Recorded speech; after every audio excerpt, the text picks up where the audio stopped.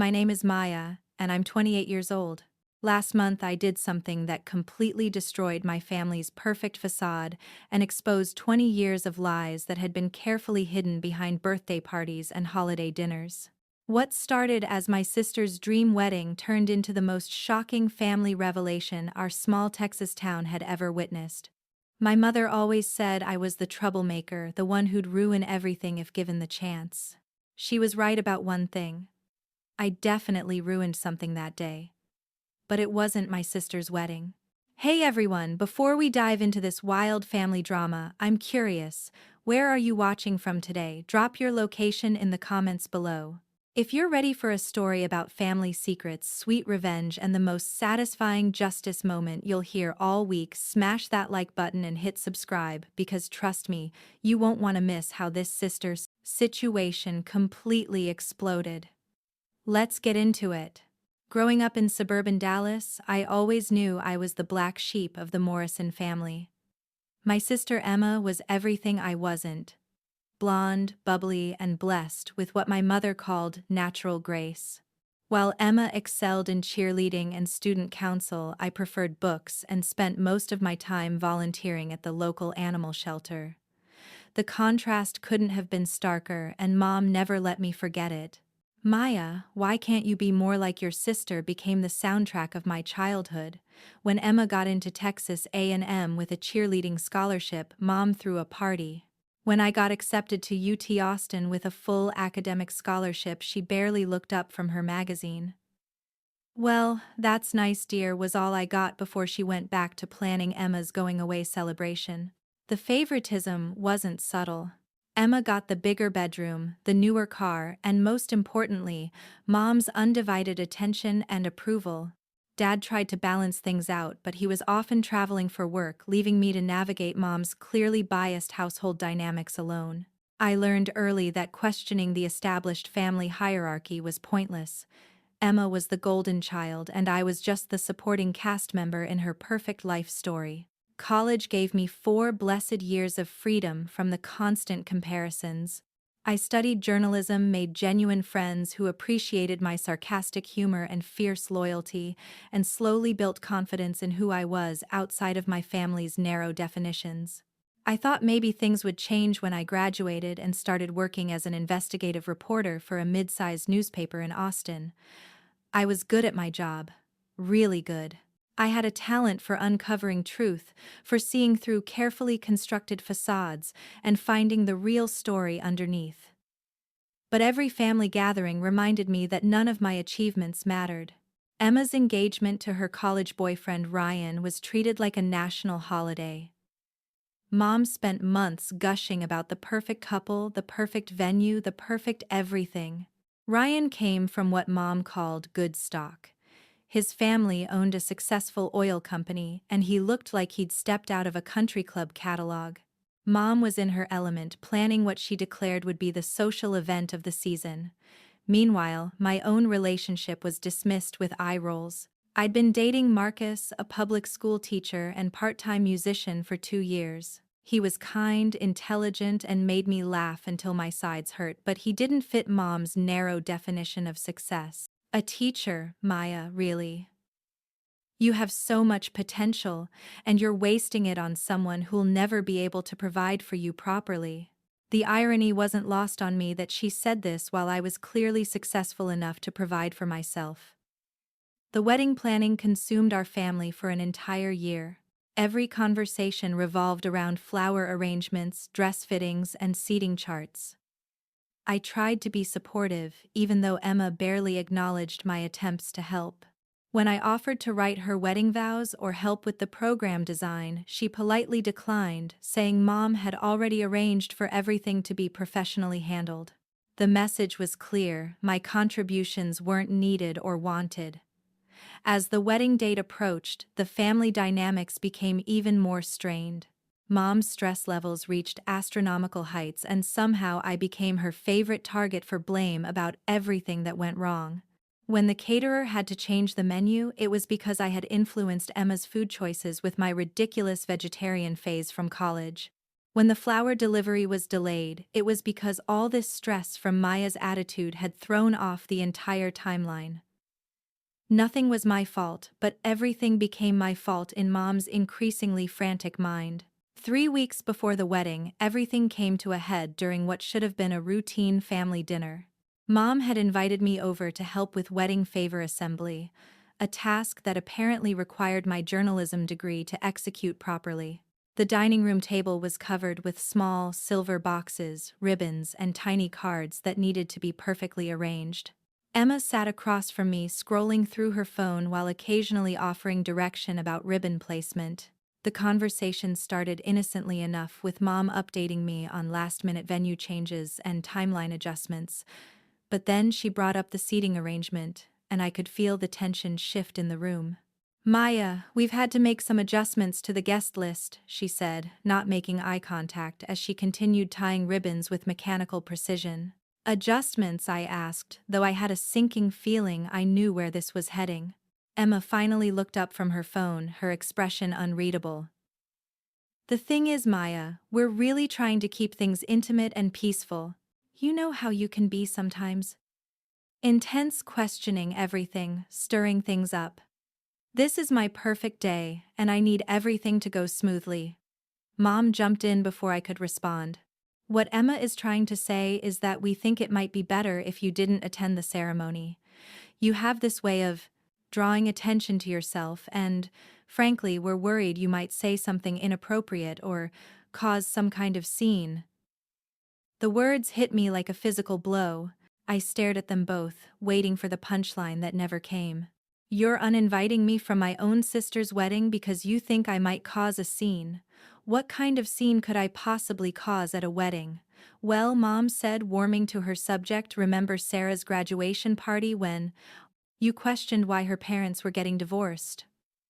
Or Thanksgiving when you brought up that article about factory farming right before we carved the turkey? You have this need to dig into things that should be left alone."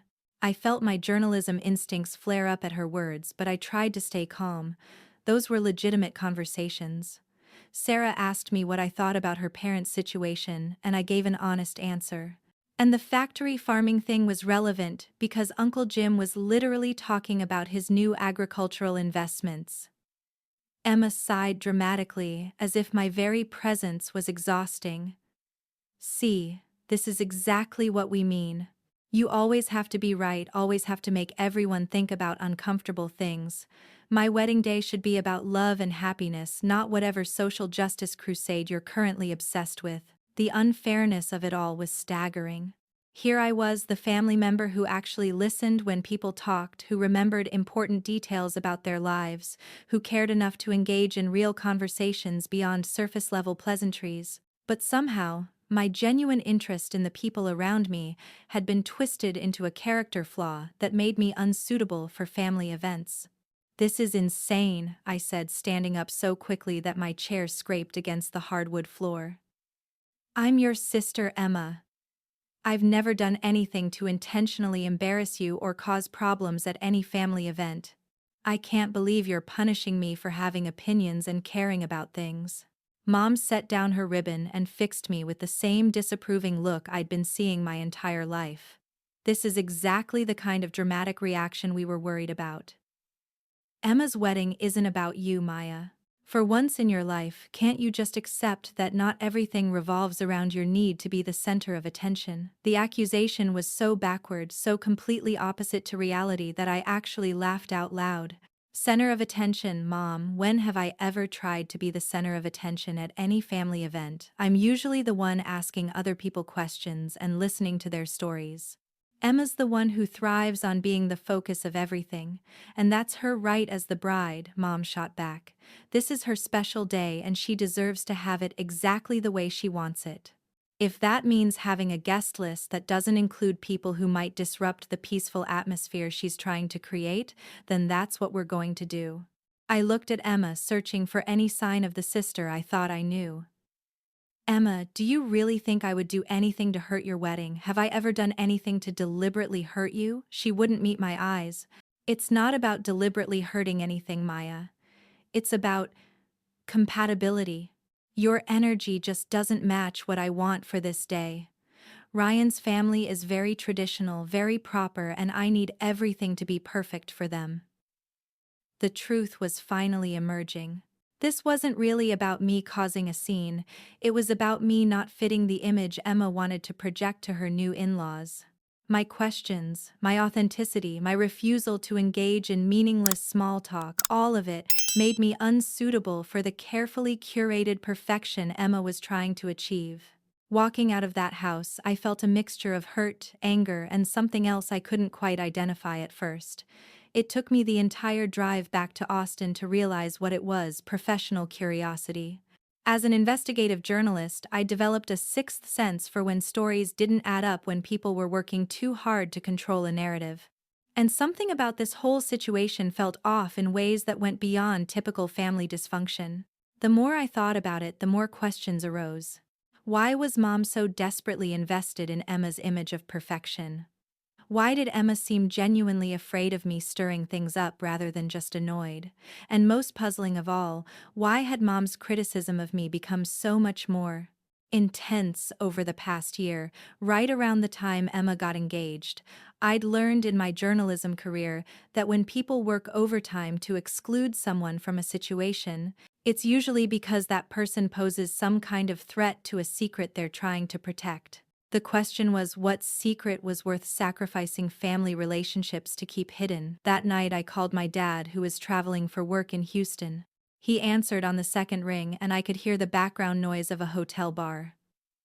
Maya, how's my favorite daughter doing? Dad, I'm your only daughter besides Emma, I reminded him, as I always did when he used that joke. Exactly, which makes you my favorite by default, he chuckled. What's going on, sweetheart? I explained the wedding situation, watching his mood shift from amusement to confusion to genuine anger. They did what, Maya? That's completely unacceptable. Emma's your sister, and you've never done anything to deserve being excluded from her wedding. That's what I thought, but Mom seems convinced I'm some kind of family liability. Dad, has she always been this protective of Emma's image, or is this something new? There was a long pause, and I could almost hear him thinking, you know, now that you mention it, your mother has been different lately. More anxious about appearances, more controlling about how things look to the outside world. I assumed it was just wedding stress, but maybe there's something else going on. Something in his voice made me lean forward. What do you mean, something else? I probably shouldn't say anything, he said, but I could tell he wanted to talk. But a few months ago, I came home early from a business trip and overheard your mother on the phone with someone. She was upset, talking about how everything could be ruined if certain information came out. When I asked her about it, she brushed it off as wedding planning stress. My investigative instincts were now in full gear. Dad, do you remember anything else about that conversation? Any names or specific details? Not really, but she did mention something about Emma's future and how important it was to keep things exactly as they should be. At the time, I figured she was just worried about wedding details, but thinking about it now it sounds like she was worried about something much bigger than flower arrangements. I finished. After hanging up with Dad, I sat in my apartment staring at my laptop screen. Every instinct I'd developed as a journalist was telling me there was a real story here, something worth investigating. But this wasn't just any story. This was my family. Did I really want to go digging into secrets that might change everything I thought I knew about the people I'd grown up with? The answer came to me as I remembered Emma's cold dismissal of our sisterhood, Mom's years of favoritism, and the casual cruelty of being uninvited from my own sister's wedding. They'd made it clear that I wasn't really part of this family anyway, so why should I protect secrets they'd gone to such lengths to keep from me?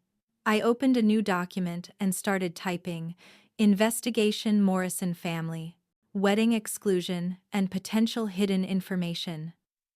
If they wanted to treat me like an outsider, I might as well use the skills that being an outsider had taught me. The next morning, I started with the basics. I pulled up Emma's social media accounts, Ryan's family information, and began creating a timeline of their relationship. Most of it was standard social media romance documentation. Cute couple photos, engagement party pictures, the usual milestone celebrations.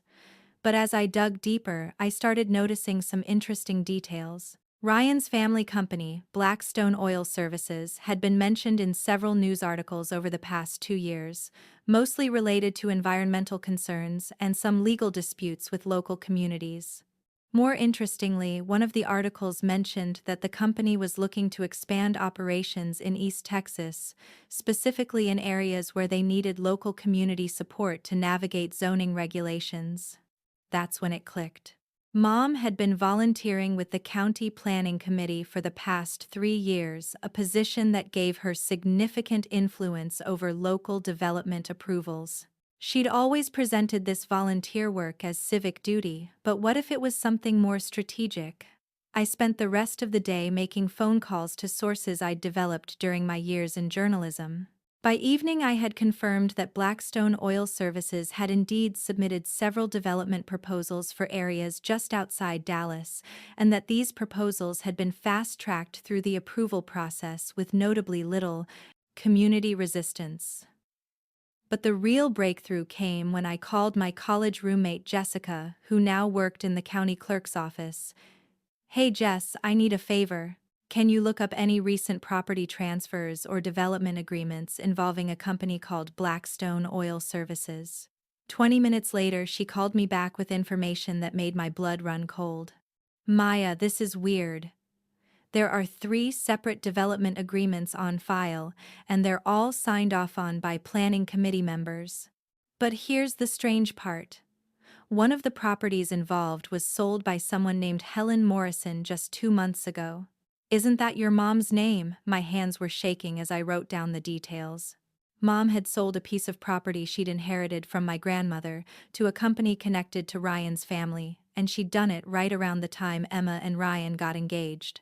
The sale price was significantly above market value, and the transaction had been handled through a private legal firm rather than traditional real estate channels. I was staring at evidence of what appeared to be a carefully orchestrated business relationship disguised as a family romance.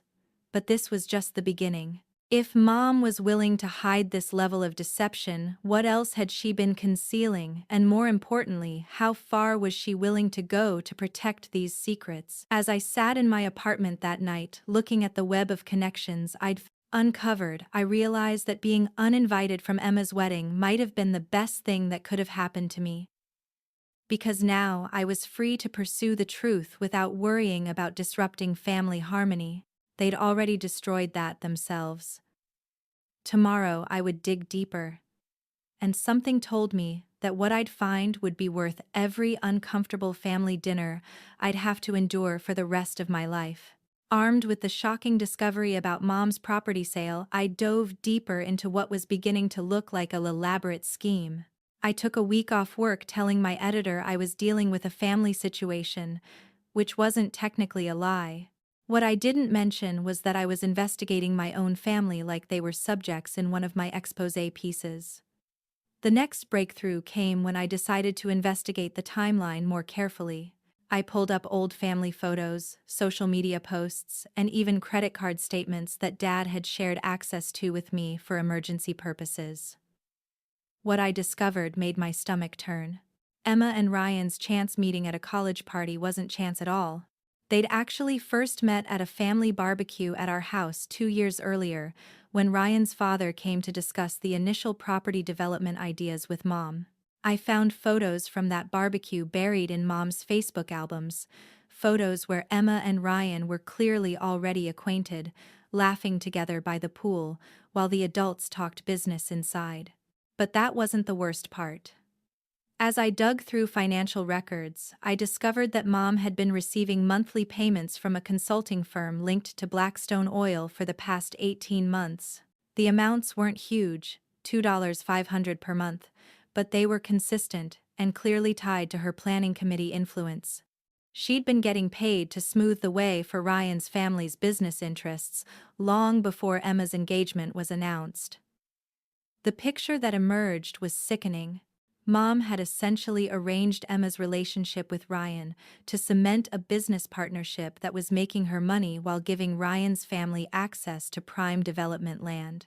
Emma might not have known initially, but by the time of the engagement, she had to be aware that this wasn't a normal romance. I spent another day tracking down people who had attended city planning meetings over the past 2 years. What I learned made me physically ill.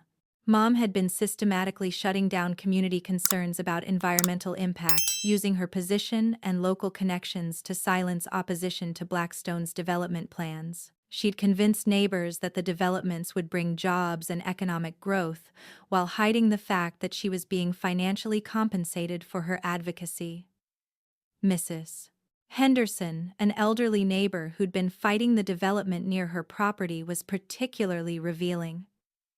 "Your mother was so persuasive," she told me over the phone. "She made us feel like we were being selfish for worrying about water quality and noise pollution. She said we needed to think about the greater good and the economic benefits for the whole community. But now that the construction has started, my well water has turned brown and the noise is constant. I trusted her because she's your mother, Maya. I thought she had the community's best interests at heart." The betrayal went beyond just my family. Mom had betrayed an entire community's trust for money. But there was still one piece of the puzzle I couldn't figure out. Why was my presence at the wedding such a threat? I was a journalist, sure, but it's not like I would have been conducting interviews during the reception. The answer came when I found a folder on Mom's computer that I probably wasn't supposed to see. During a brief visit to pick up some old college textbooks from my childhood bedroom, I noticed her laptop open on the kitchen counter. The email that was visible made me freeze in place. It was from someone at Blackstone Oil, sent just a week before I'd been uninvited from the wedding. The subject line read, "Concern about wedding guest list." The email detailed how someone had been asking questions about the company's local operations and environmental practices. The sender wanted to make sure no unfriendly press would be present at the wedding, especially since several important local officials and potential business partners would be attending. They weren't just worried about me causing a scene. They were worried about me networking with other wedding guests and potentially uncovering the whole corrupt system they'd built. The wedding wasn't just a celebration, it was a business networking event disguised as a family celebration, and my presence as an investigative journalist posed a genuine threat to their operations. I took photos of the email with my phone, along with several other documents I found in the folder. Bank statements, property transfer documents, correspondence with city officials. It was all there, laid out like evidence in a criminal case, which I was beginning to realize it might actually be. That evening I sat in my car outside my childhood home, looking at the house where I'd grown up and wondering how I'd missed the signs of who my mother really was. The woman who'd raised me, who'd packed my lunches and driven me to soccer practice, had been living a double life as someone who sold out her community and manipulated her daughters for financial gain. But I wasn't done investigating. I had one more source to check, someone who might be able to confirm whether Emma was a willing participant in this scheme or another one of Mom's victims. I needed to talk to Ryan's sister Lauren, who I'd met briefly at the engagement party. She'd seemed genuinely nice, not like someone who would be comfortable with her family's corruption if she knew about it. Finding Lauren's contact information took some creative social media stalking, but I finally managed to reach her through a mutual college friend. When I called her, I was careful not to reveal too much about what I'd discovered, framing my questions as general curiosity about wedding planning and family dynamics. "Oh, Maya," she said when I introduced myself. "I remember you from the engagement party. I was so surprised when I heard you weren't coming to the wedding. Emma made it sound like you had some kind of family emergency or work conflict." That was interesting.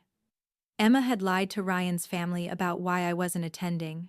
"Actually," I said carefully, "there was a bit of a misunderstanding about the guest list. But I'm curious about something else.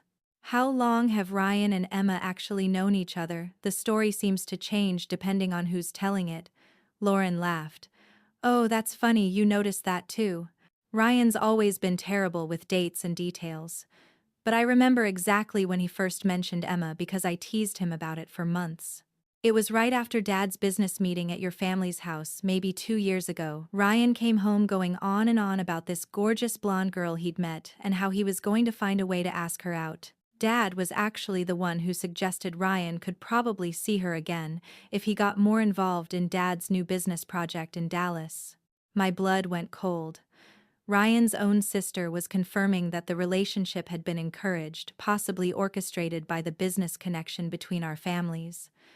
And she was saying it so casually, like it was a cute family story rather than evidence of manipulation. "That's so sweet," I managed to say. "It sounds like your dad really supported the relationship from the beginning." "Oh, definitely. Dad always said Emma was exactly the kind of girl who would be perfect for Ryan. Beautiful, connected to the right people in the community with a family that understood the importance of business relationships. He said she was wife material in the best possible way." Wife material. Connected to the right people. A family that understood business relationships. Lauren was describing Emma like she was a business asset rather than a person, and she didn't even seem to realize how that sounded. After I hung up, I sat in my apartment staring at all the evidence I'd gathered. I had documented proof of corruption, bribery, and manipulation that went to the very heart of my family's dynamics. But I also had something else, a wedding happening in just 10 days where all the key players would be gathered in one place, celebrating what they thought was their successful scheme. They'd uninvited me because they were afraid of what I might discover or say. But they'd made a crucial mistake. By excluding me, they'd given me the freedom to investigate without worrying about family loyalty or keeping secrets. And now, I had enough information to bring their entire house of cards crashing down. The question was, what was I going to do with it? The wedding was scheduled for Saturday afternoon at the Magnolia Hill Country Club, one of Dallas's most prestigious venues. I knew the layout well from attending other events there over the years. The main reception hall had large windows overlooking the golf course, and there was a separate cocktail area where guests would mingle before the ceremony. Most importantly, I knew that the venue had an excellent sound system, and that speeches were typically given during the cocktail hour, when everyone was relaxed and social. I spent the week before the wedding putting together what I privately called Operation Truth Bomb. If they wanted to exclude me from their perfect day, I was going to make sure that day wasn't as perfect as they'd planned. But I wasn't going to cause a scene in the traditional sense. I was going to do something much more devastating. I was going to tell the truth. My plan was elegant in its simplicity. I would arrive at the venue during the cocktail hour when security would be minimal and guests would be arriving. I had a press badge that could get me into most places if I needed it, and I knew several staff members at the country club from previous events I'd covered. Most importantly, I'd discovered that the venue's sound system could be accessed from the catering manager's office, which was typically unlocked during events. But I wasn't just planning to show up and cause chaos. I spent days crafting what I thought of as my wedding gift to Emma and Ryan. A carefully researched presentation that would lay out exactly what their marriage really represented. I compiled financial documents, email exchanges, property records, and timeline evidence into a coherent narrative that would leave no doubt about the corruption I'd uncovered. I also prepared backup plans. I wrote detailed emails to the local newspaper's city desk, the Environmental Protection Agency, and the district attorney's office, all scheduled to send automatically if I didn't cancel them by Sunday morning. If something happened to me or if I lost my nerve, the truth would still come out. The most difficult part was deciding how much to reveal about Emma's level of involvement. Based on my investigation, I was pretty sure she'd known about the business connections but might not have understood the full extent of the corruption. However, her willingness to exclude me from the wedding and her casual dismissal of my character made me less inclined to protect her from the consequences of her choices. On Friday night, I did something I hadn't done in years. I prayed. Not to any particular deity, but to whatever force in the universe was responsible for justice and truth. I asked for the courage to follow through with my plan and for the wisdom to handle the aftermath of what I was about to do. I also prayed that somewhere in the chaos I was about to create something good would emerge for the community members who'd been lied to and betrayed. Saturday morning dawned clear and bright, perfect weather for a wedding. I chose my outfit carefully. A navy blue dress that was formal enough for a wedding but professional enough for a press conference. I wanted to look like someone who belonged at the event, at least until I revealed why I was really there. At noon, I drove to the Magnolia Hill Country Club and parked in the overflow lot where my car would be less noticeable. I could see the wedding preparations in full swing. Flowers being arranged, staff setting up tables, and early vendors arriving with equipment. Emma's perfect day was coming together exactly as planned. I waited in my car until I saw the first guests arriving around 2 p.m. The cocktail hour was scheduled to start at 3 p.m., with the ceremony at 4 p.m. and reception immediately following. My window of opportunity would be during that cocktail hour when everyone was present but before the official ceremony began. At 2:45 p.m. I walked into the country club like I belonged there. I nodded to the staff members I recognized, signed the guest book with a flourish, and accepted a glass of champagne from a passing waiter. For about 15 minutes I mingled with guests, listening to conversations about the beautiful venue, Emma's gorgeous dress, and what a perfect couple she and Ryan made. I spotted Mom across the room, resplendent in a pale pink mother of the bride dress, holding court with a group of women who were probably complimenting her on the wedding planning. She looked happier and more confident than I'd seen her in years, basking in the success of her carefully orchestrated event. She had no idea that her worst nightmare was about to unfold. Emma looked stunning in her wedding dress, a classic white gown that probably cost more than most people's cars. She was radiant, laughing with her bridesmaids and posing for photos near the window overlooking the golf course. For a moment I felt a pang of genuine sadness for what I was about to do to her special day. But then I remembered Mrs. Henderson's brown well water and the community members who'd trusted Mom's lies, and my resolve strengthened. Ryan was exactly what I expected.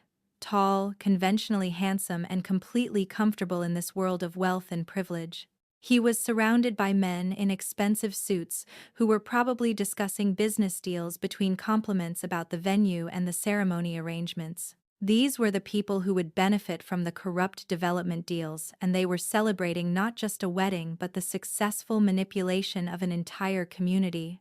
At exactly 3:15 p.m., I excused myself from a conversation about flower arrangements and made my way toward the catering manager's office. I'd timed this carefully. The staff would be focused on final preparations, and guests would be too engaged in socializing to notice one person stepping away from the crowd. The office was unlocked just as I'd expected. The sound system controls were exactly where I remembered them from covering a charity event there 2 years earlier. I plugged in my laptop, connected to the sound system, and prepared to deliver the most important presentation of my career. Back in the main reception area, I could hear the conversations continuing, oblivious to what was about to happen. Someone was discussing the stock market, someone else was complimenting the champagne selection, and a group near the windows was admiring the golf course view. It was a perfect scene of wealth, privilege, and social harmony. It was about to become something very different. At 3:30 p.m., I took a deep breath and pressed play on my laptop. The sound system crackled to life, and my voice filled the reception hall with crystal clear audio. Good afternoon, everyone. My name is Maya Morrison, and I'm the sister who wasn't invited to this wedding.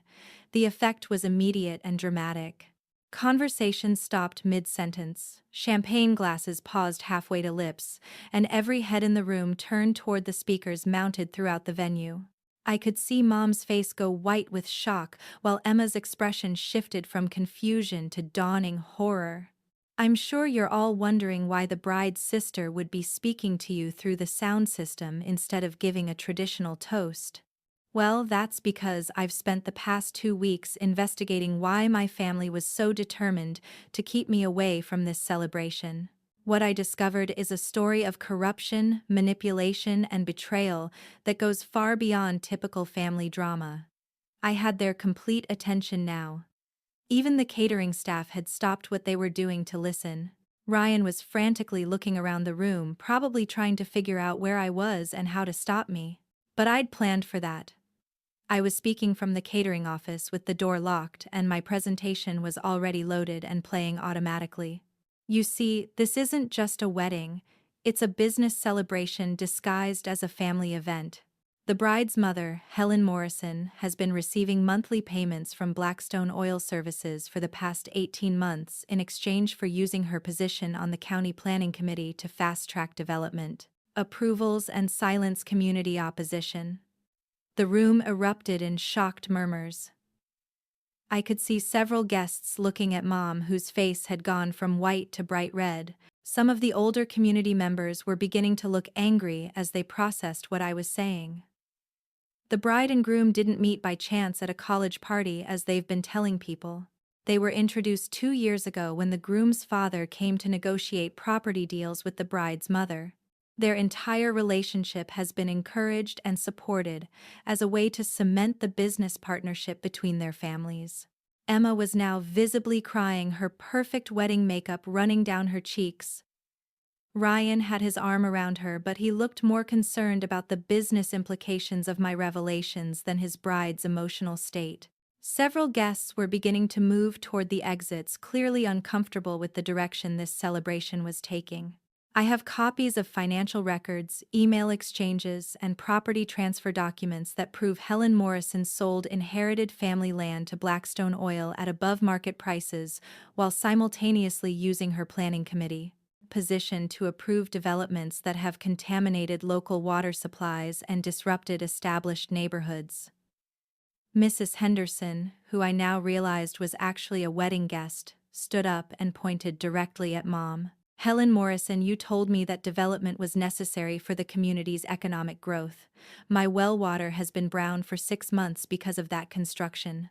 Other voices joined in as community members began connecting the dots between their recent problems and the development deals Mom had pushed through.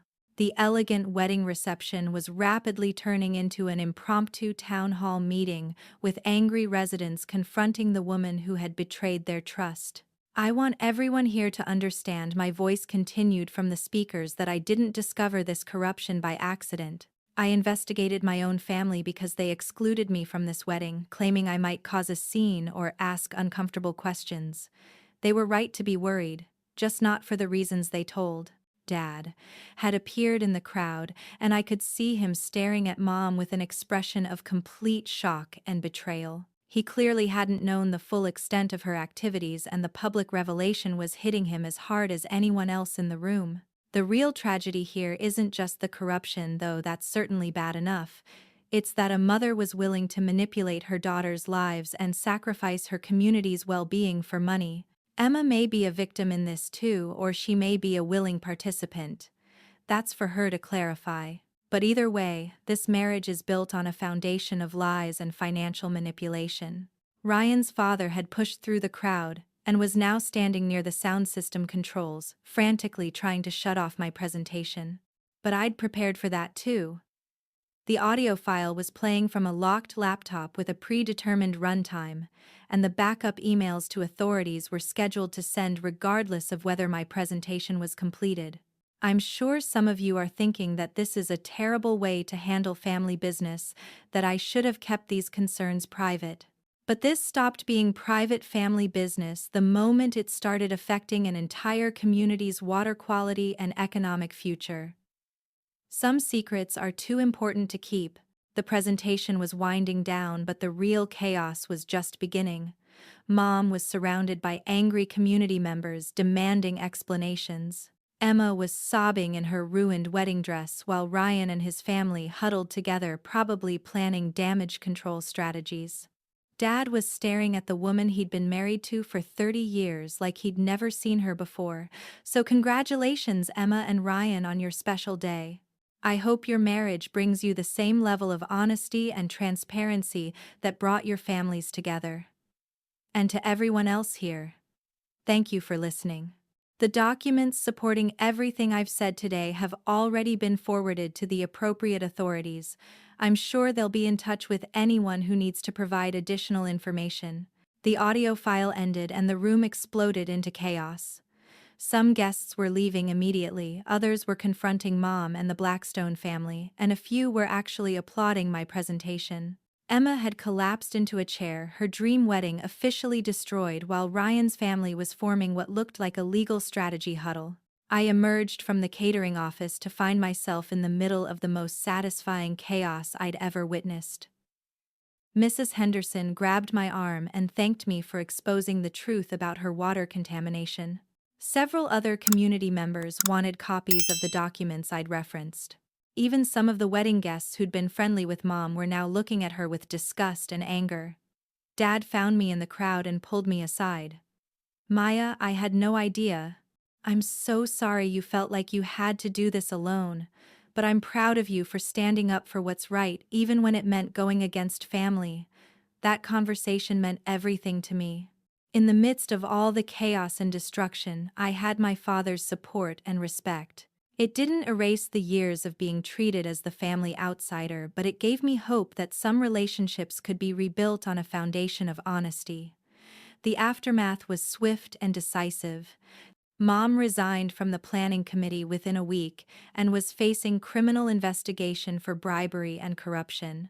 The Blackstone developments were put on hold, pending environmental review, and several of the approved projects were ultimately cancelled. Emma and Ryan went through with their marriage, but it was a quiet courthouse ceremony rather than the elaborate celebration they'd planned. Our family has never been the same, but in some ways it's better. There are no more secrets poisoning our relationships. Looking back 6 months later, I don't regret anything about that day. Sometimes being the family truth teller means accepting that you'll be seen as the troublemaker, the one who ruins perfect facades. But I'd rather have authentic relationships built on honesty than fake harmony built on lies and corruption. You know what's funny? Mom was right about one thing. I definitely ruined her perfect day. But what she didn't understand is that some things deserve to be ruined, especially when they're built on a foundation of betrayal and greed. The most satisfying part wasn't destroying the wedding, it was watching a community get the truth they deserved and seeing justice finally served after months of lies. Now, I want to hear from you. Have you ever had to choose between family loyalty and doing what's right? Have you experienced family betrayal that made you question everything you thought you knew about the people closest to you? Drop your stories in the comments below. I read every single one, and your experiences help me feel less alone in this crazy world of family drama. If this story resonated with you, please hit that like button and share it with someone who needs to hear that standing up for truth is always worth it, even when it costs you everything. And don't forget to subscribe, because I've got more family karma stories that will make your jaw drop. Trust me, the Morrison family drama was just the beginning of what I've learned about how far people will go to protect their secrets. Thank you for listening to my story, and for being part of a community that values truth over comfortable lies. Life has a funny way of delivering justice when you least expect it, and sometimes the people who try hardest to exclude you are the ones who end up facing the biggest consequences for their actions. Until next time, keep questioning, keep investigating, and never let anyone convince you that asking uncomfortable questions makes you the problem. Sometimes being the troublemaker is exactly what the world needs.